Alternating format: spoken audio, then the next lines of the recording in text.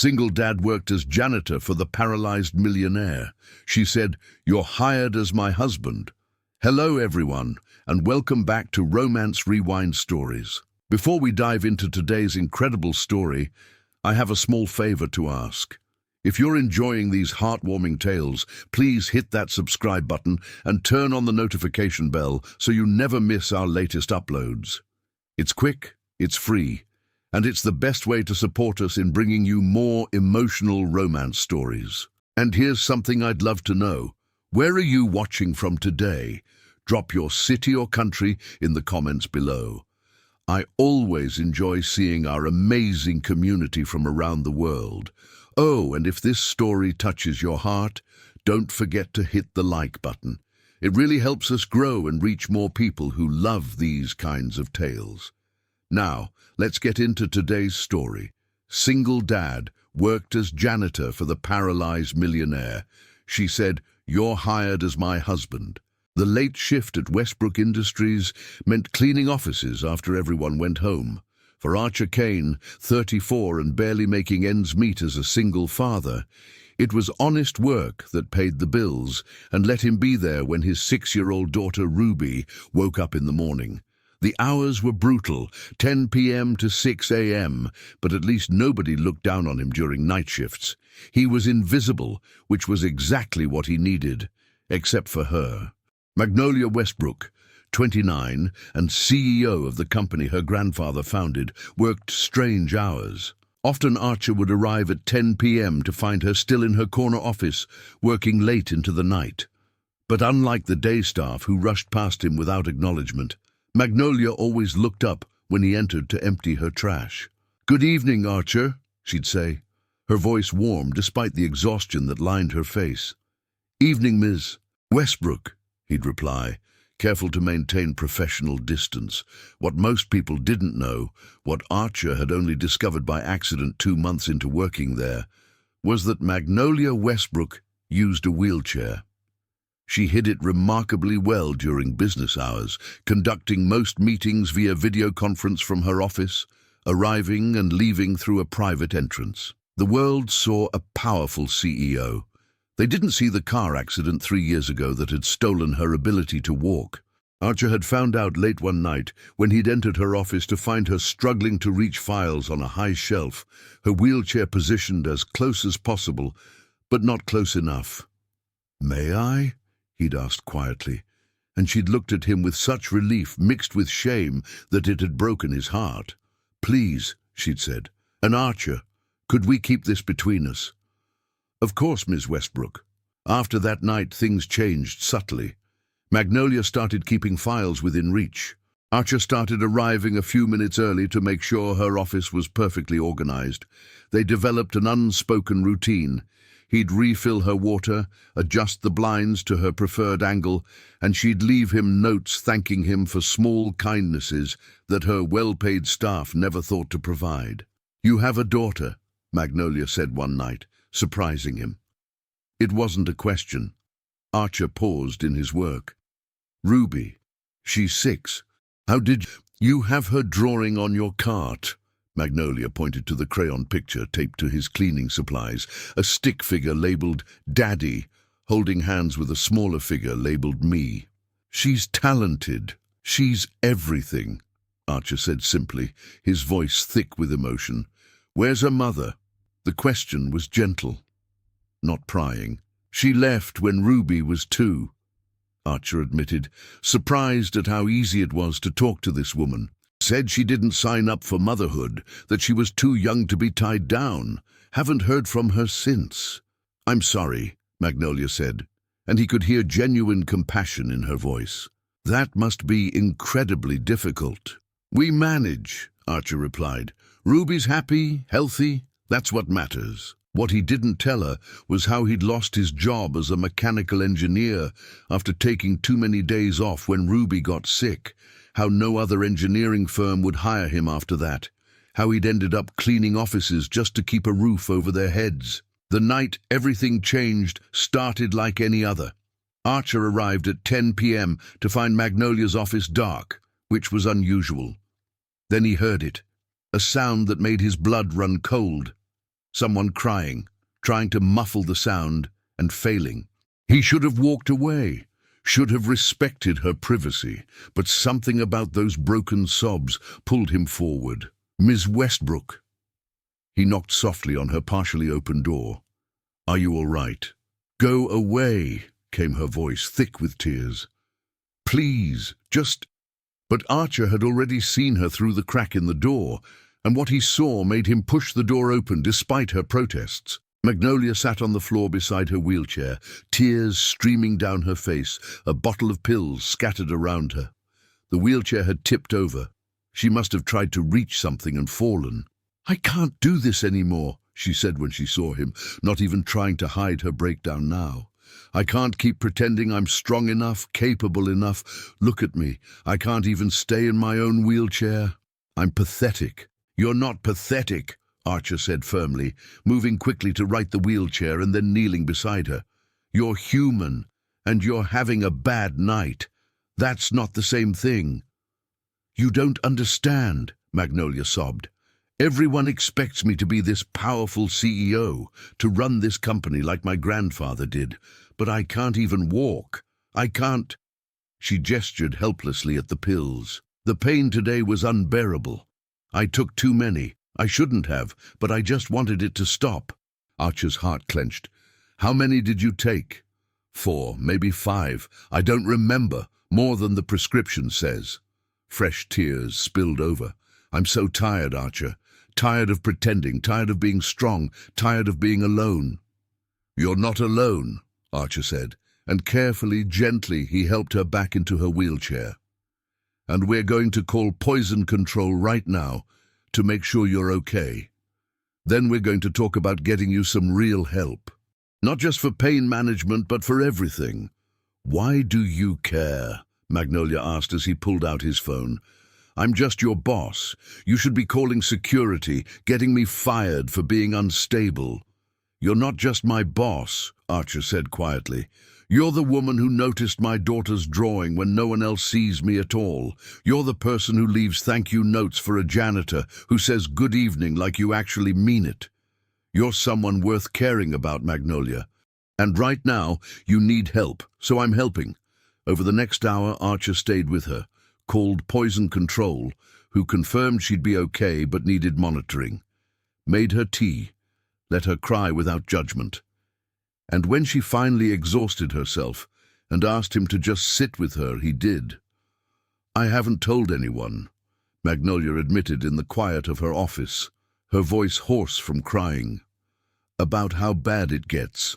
The pain, the depression, the days I don't want to keep fighting. Everyone sees the CEO in the wheelchair who overcame adversity. No one sees the woman who's barely holding it together." "I see her," Archer said, "and she's stronger than she thinks, but she doesn't have to be strong alone." Magnolia looked at him, really looked at him for the first time. "Why are you really working here, Archer? You're too educated, too articulate to be cleaning offices." So he told her. About his engineering degree, about losing his job, about the doors that closed when employers saw "single father" on his resume and assumed he'd be unreliable. "That's discrimination," Magnolia said, anger cutting through her exhaustion. "That's reality," Archer corrected, "but I don't mind the work. It pays the bills, and I get to be there for Ruby. That's enough." "What if it could be more?" Magnolia asked, a strange intensity in her eyes. "What do you mean?" She was quiet for a long moment, then, "I have a proposition for you, and I need you to hear me out before you say no." Archer waited, confused. "My board has been pressuring me to step down," Magnolia said. "They think I'm not stable enough to run the company anymore because of my disability. They want to install my cousin Derek as CEO, who'll run Westbrook Industries into the ground within a year." She took a breath. "But there's a clause in my grandfather's will. If I'm married, they can't force me out. The spouse gets automatic voting rights, creating a majority they can't override." Archer's eyes widened. "You're not suggesting—" "Marry me," Magnolia said. "Not for love.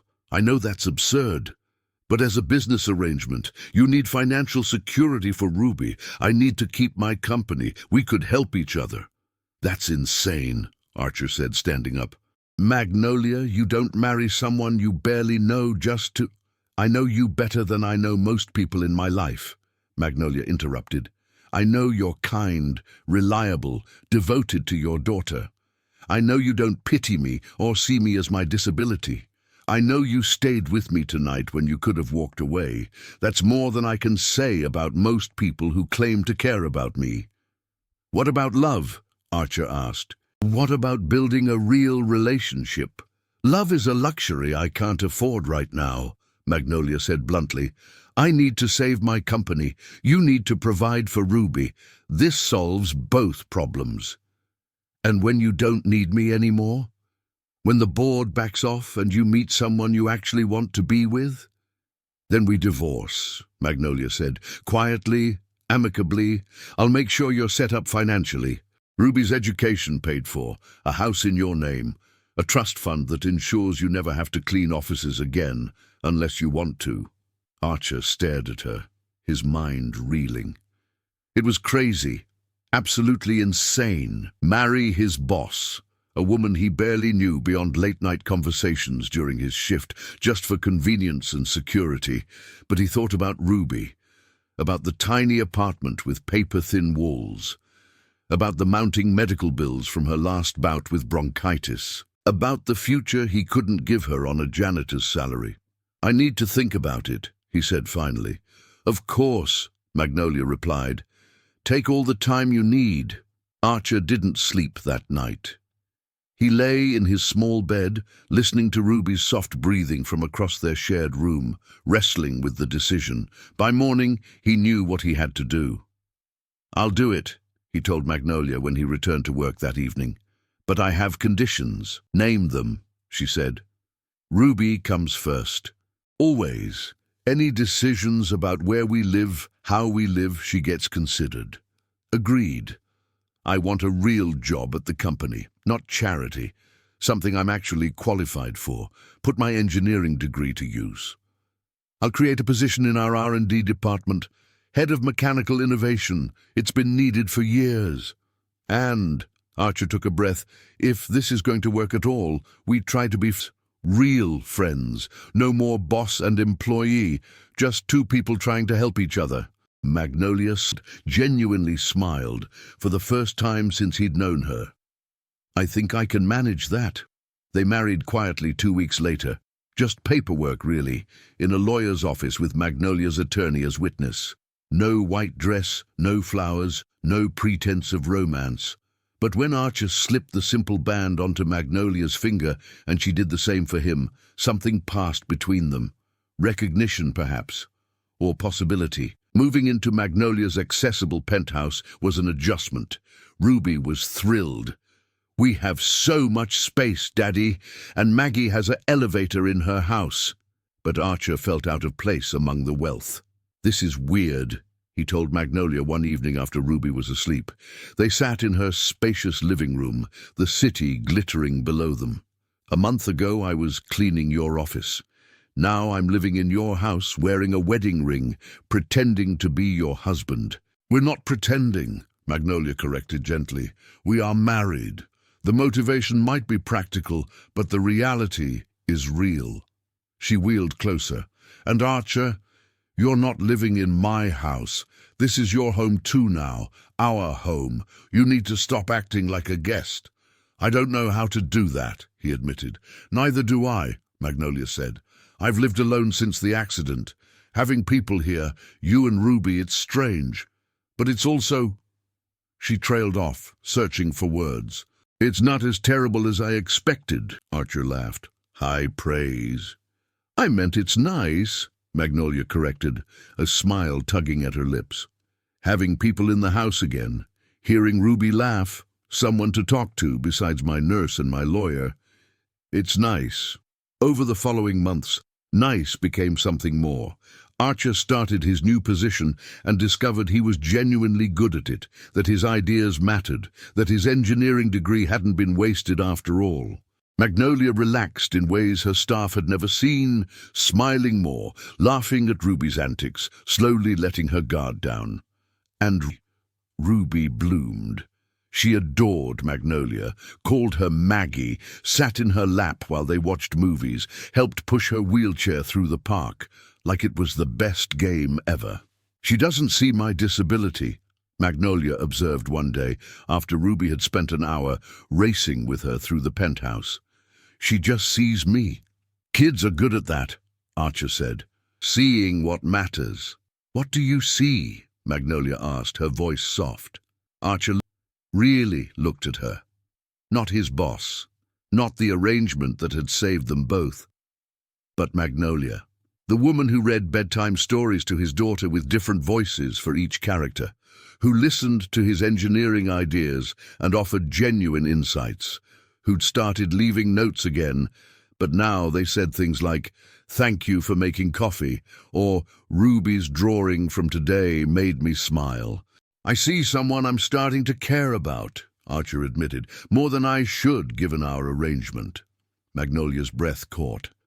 "Archer, I know," he said quickly. "I know this is supposed to be practical, but Magnolia, somewhere between cleaning your office and living in your home and watching you be amazing with my daughter, I started falling for you, and I know that wasn't the deal." "What if I'm falling too?" Magnolia interrupted, her eyes bright with unshed tears. "What if I've been falling since that night you stayed with me when I'd overdosed, when you saw me at my absolute worst and didn't run?" Archer moved closer, kneeling beside her wheelchair so they were eye level. "Then what do we do? How do we navigate this?" "Maybe," Magnolia said, taking his hand, "we stop treating this like a business arrangement and start treating it like what it's becoming. A real marriage, a real partnership. What about when the board backs off, when you don't need me anymore? What if I need you for different reasons now?" Magnolia asked. "What if this stopped being about the company months ago and became about us, about Ruby, about being a family?" "You want to be a family?" Archer's voice was rough with emotion. "You, me, and Ruby." "I already am a family with you," Magnolia said. "Ruby calls me Maggie. You call me when something interesting happens at work. We have dinner together every night. We're already living like a family. I just want to stop pretending it's fake." When Archer kissed her, it was gentle, reverent, full of all the feelings he'd been holding back. And when Magnolia kissed him back, he tasted salt and realized she was crying. "Happy tears," she assured him when they broke apart. "I never thought I'd have this. After the accident, I convinced myself I'd always be alone, that no one would want damaged goods." "You're not damaged," Archer said fiercely. "You're the strongest person I know. And the wheelchair? It's just a chair, Magnolia. It's not who you are." "Ruby said something similar," Magnolia admitted. "Last week, when a kid at the park asked why I was in a wheelchair, she said that's just how Maggie sits. Her brain is still super smart, and her heart is still super big." Archer felt tears prick his own eyes. "That's my girl. Our girl," Magnolia corrected softly. "If you'll let me be part of this, really part of it." "I'd like nothing more," Archer said. A year later, they renewed their vows, not in a lawyer's office this time, but in a small ceremony with Ruby as their flower girl, wearing a dress Magnolia had designed specifically for navigating a wheelchair-accessible venue. This time, there was a white dress, accessible fashion that Magnolia had commissioned, flowers and love. Real, genuine, fought-for love. "Who would have thought," Archer said as they danced, him holding her hands while she remained in her wheelchair, both of them swaying to the music, "that I'd marry my boss twice?" "I'm not your boss anymore," Magnolia reminded him. "I'm your wife, your partner, Ruby's mom." "Best promotion I ever got," Archer teased. "Best hiring decision I ever made," Magnolia countered, pulling him down for a kiss. And as Ruby ran over to join them, her small hands grabbing both of theirs, Archer thought about that night a year ago when he'd found Magnolia broken on her office floor. How a moment of compassion had turned into an arrangement, and how that arrangement had become the greatest love of his life. Because sometimes the best love stories start with a job you're overqualified for, a boss who needs help, and the courage to say yes to an insane proposal that turns out to be exactly what you both needed. And that's where our story ends today. What did you think? Did Archer and Magnolia's unconventional love story touch your heart? Let us know in the comments what your favorite moment was. If you enjoyed this story, we have so many more waiting for you. Check out our playlist for more heartwarming romance tales that will make you believe in love all over again. Don't forget to subscribe, hit that notification bell, and give us a thumbs up. Your support means everything to us. Till next time, keep believing in love, keep believing in second chances, and remember, the best stories are the ones that remind us we all deserve our happily ever after. See you in the next story.